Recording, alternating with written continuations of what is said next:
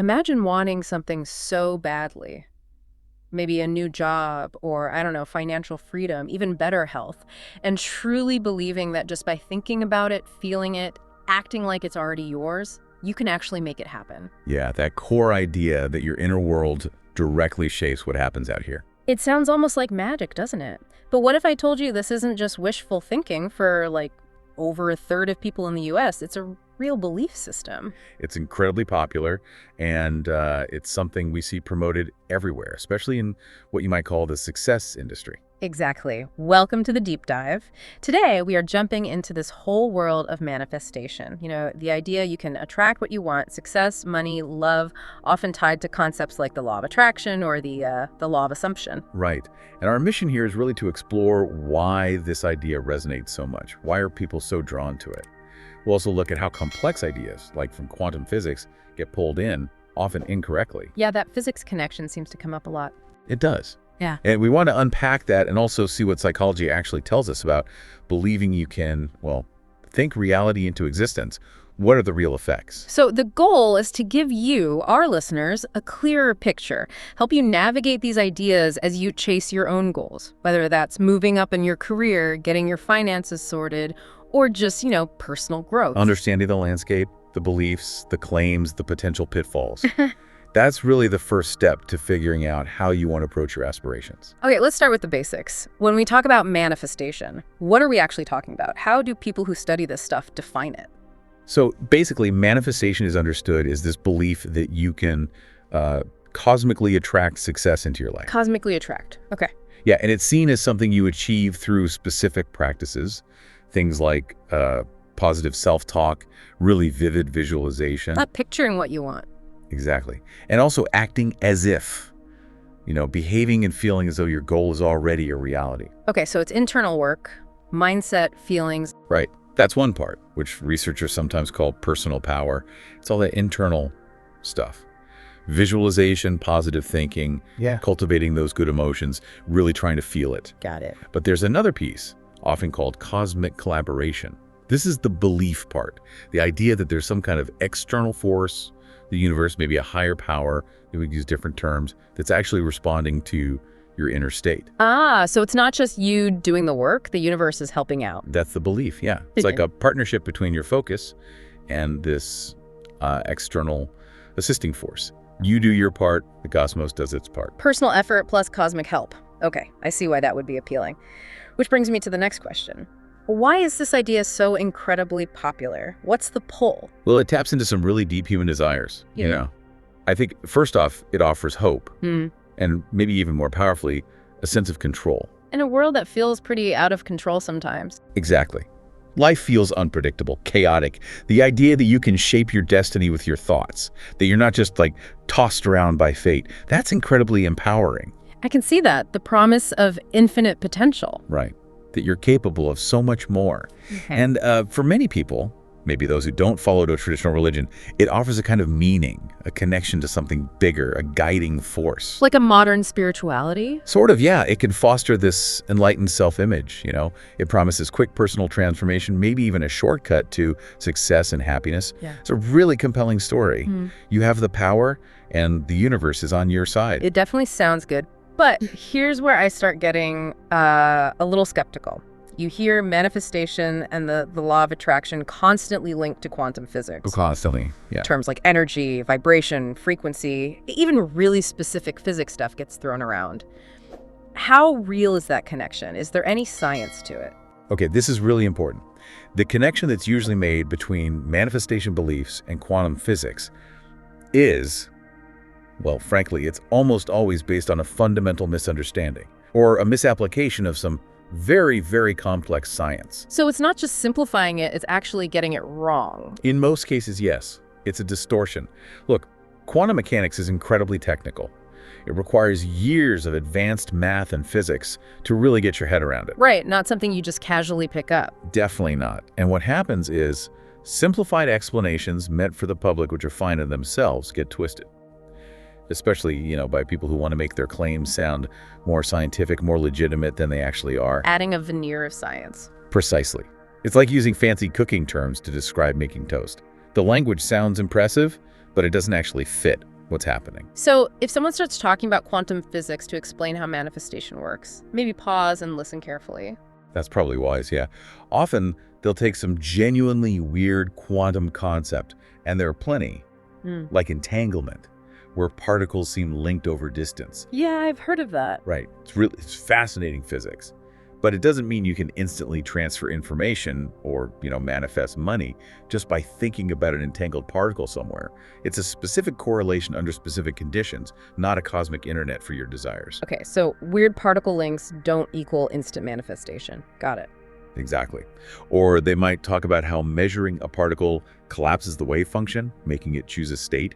And then they leap to saying your consciousness does the same thing for your goals, like you're collapsing possibilities into reality. But that's not what measurement means in physics. Not in that sense, no. The role of the observer in quantum mechanics is subtle and debated among physicists, but it definitely doesn't mean reality is just waiting for your thoughts to make it solid. It's taking rules that apply at the tiniest scales and wrongly applying them to our everyday macroscopic world. Like saying you can walk through walls because atoms are mostly empty space. That's a great analogy. Yeah, the rules are different at different scales. And then you have the words energy, vibration, frequency. Oh yeah, those are everywhere in manifestation talk. Everywhere. And in physics, these words have precise, mathematical, measurable meanings. Ipoyemus mikal means mass is a form of energy. Light has a frequency. Particles have energy levels. But in the manifestation context, it's more like vibes. Good vibes, bad vibes. Pretty much. They're used metaphorically almost as synonyms for good feelings or bad forces or some kind of magical influence. There is zero scientific basis for the idea that you can raise your vibration in this mystical sense to attract wealth or change external reality. It's borrowing the language of science without the actual science. Wow. Okay, so it's basically using scientific jargon to sound credible, but without the actual scientific understanding behind it? That's often what seems to be happening, yes. That clarification is super helpful. And hey, if you listening are finding this helpful too, maybe cutting through some of that online noise, do us a favor and hit the like button. It really does help other people find clear explanations like this. Now, to be fair, there is a real, although very speculative and kind of fringe, area of scientific research exploring what's sometimes called quantum mind hypotheses. Quantum mind. So scientists are looking at quantum effects in consciousness. Some are, yes. People like Roger Penrose, for example. They're exploring if quantum phenomena might play some role in how consciousness works, physically, perhaps in tiny structures within the brain, like microtubules. Okay. But, and this is a huge beer, but they are investigating the potential internal mechanisms of consciousness itself. Yeah. How the brain might generate conscious experience. They are absolutely not suggesting that consciousness can reach out and directly alter external physical reality just through intention or thought. Okay. That distinction is critical. It's about how the brain might work, not about having mind powers over the outside world. Exactly. One is neuroscience and theoretical physics exploring the brain.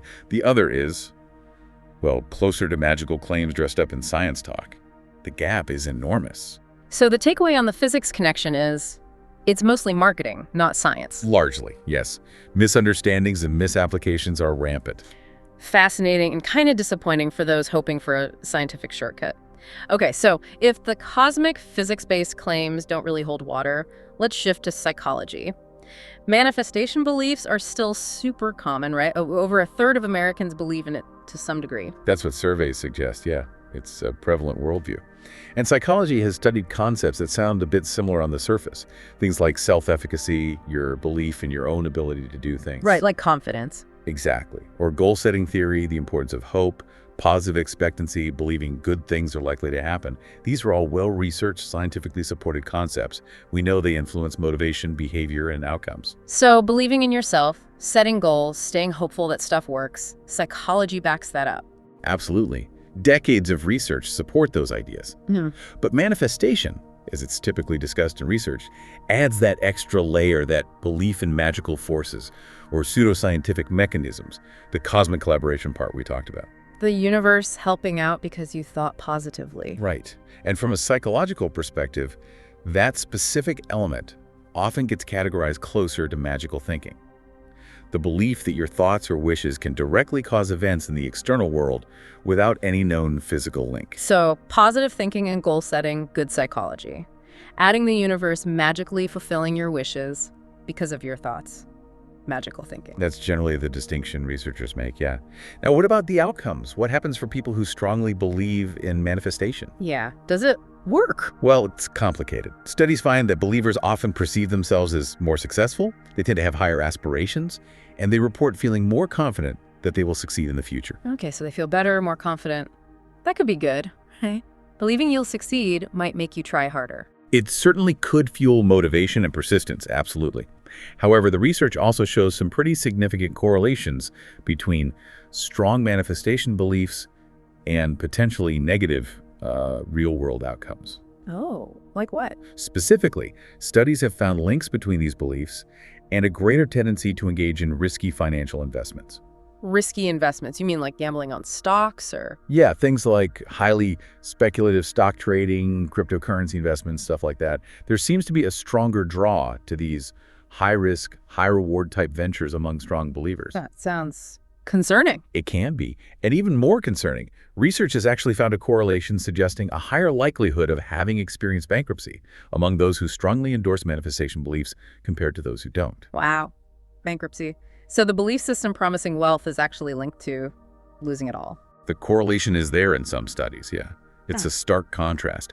And believers also tend to have overly optimistic or unrealistic judgments about how quickly they can achieve really unlikely levels of success, like becoming a millionaire very fast with little basis. So the positive self-perception might not always match the objective financial reality.